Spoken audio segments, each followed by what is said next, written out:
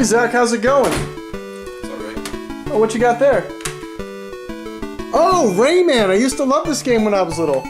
Did you know that that was made by a French publisher, Ubisoft? It's one of their first games. Really? Yeah. I love Rayman. Would you like to learn more about French gaming culture? I love Rayman. That's awesome! Did you know that we have a French student on this campus? Well, we do. His name's Nick. I'm gonna go talk to him about it. So I'm here with Nick, an international student here at St. Francis. Hey, great to have you here, Nick. Hi. So what part of France are you from? I'm from the south. I come from one of the schools that visits people in Ambialé. Oh, that's neat. Just to start off, France is actually a video game giant. They're the fifth largest gaming industry in the world, and a lot of that is because of Ubisoft. You know, the creators of Assassin's Creed and Rayman and Just Dance, stuff like that. Ubisoft is not bad, but it wouldn't be my first choice. I think it would be something like 2K games. 2K games. So like, is that popular in France, like FIFA, that sort of thing? Yeah. All right, my next question.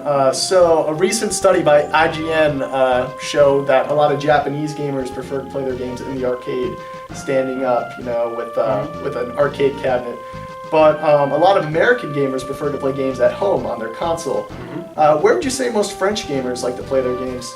It's probably on the couch as well, or like, yeah, in their, you know, gaming space. When I was in high school, we had like a gaming, not club, but a gaming room. All right, that's cool. That we paid to access, and it was nice, you know, but it was always empty, and in the end it closed.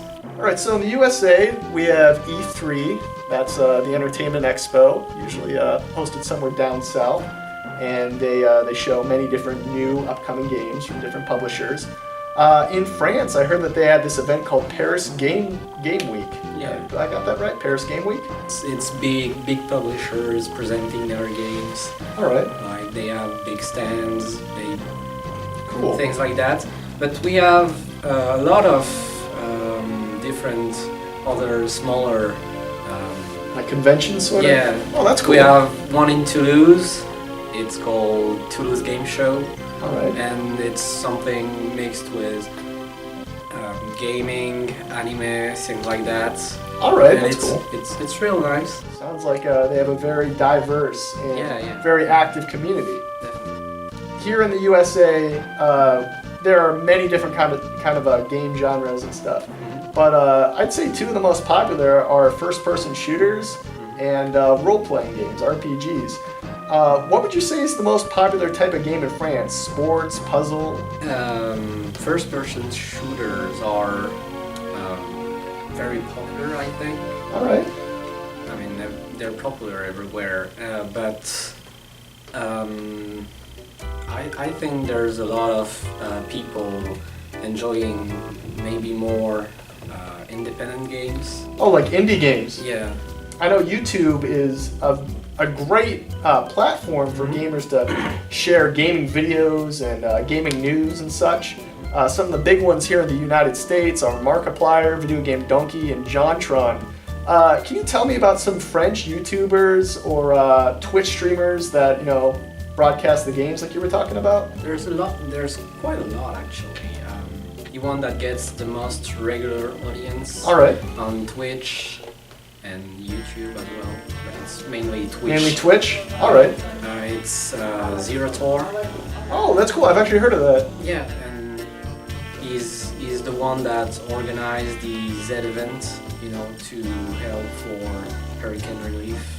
That's wonderful. They got $500,000, I think. When you came over to the United States, did you notice any major differences in the way people played games or how gamers acted, how the community was in general? I play League of Legends, and like when I played in the Europe server, like really a surrender would be something really exceptional.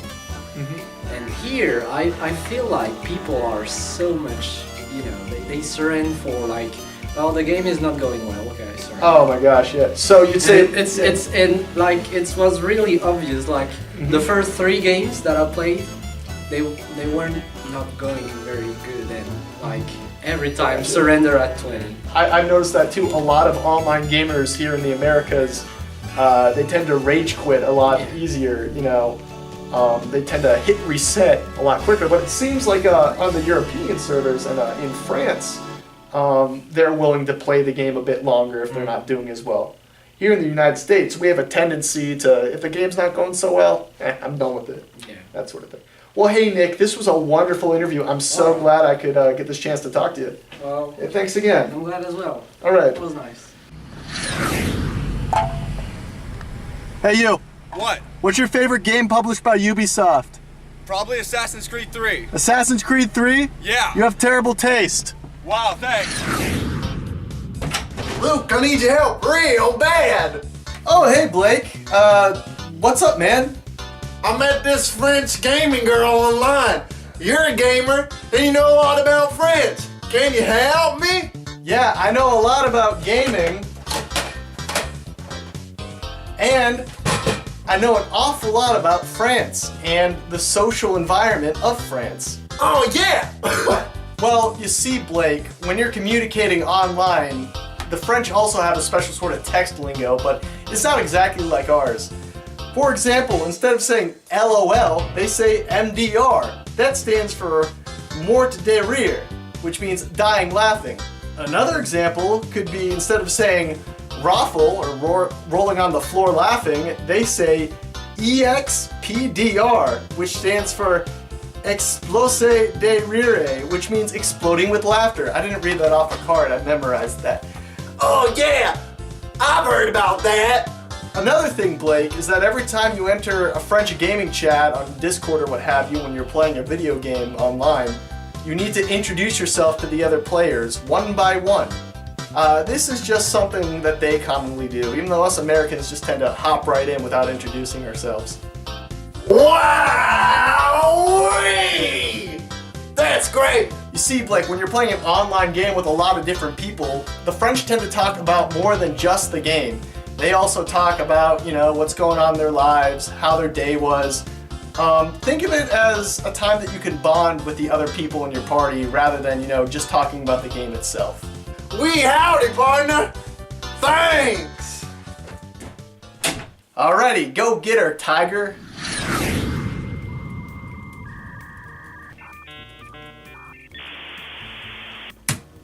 So I'm here on the internet with my friend Dylan, who spent the summer in France with his cousin Remy.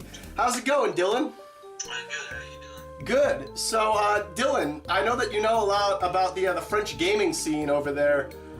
So tell me a little bit about this indie game you were talking about. Yeah, off laid the foundation for like the fourth wall breaking like kind of mechanic that you see in like Undertale and like One Shot kind of made popular. So, but it originated in France. Yeah. Huh, that's very interesting. What else do you know about French culture, like French gaming culture? Like, what do they do that's different than us? Well, instead of drinking, you know, like the Monster Energy, they have this energy drink called Burn. All right. It's a staple of their gaming culture. Oh, that's cool. So I guess instead of drinking, you know, drinks like Rockstar or Monster, I guess Burn is the main thing that gamers drink over there. Yeah, PC gaming's pretty popular over there. But instead of like moving around with the WSD keys, they move around with the ZQSD. Huh. I don't know why, but it's just kind of how they do things. Yeah. That's very interesting. What would you say is probably the most popular thing? Definitely the Switch, since that came out and got really popular. See it people play it like in handheld mode in like cafes and restaurants and stuff like that. Oh, all right. Well, hey, thanks, Dylan. That was very insightful. I appreciate you letting me know all about how the French game as opposed to how we game. Au revoir. All right, see you, Dylan. Nice talking to you.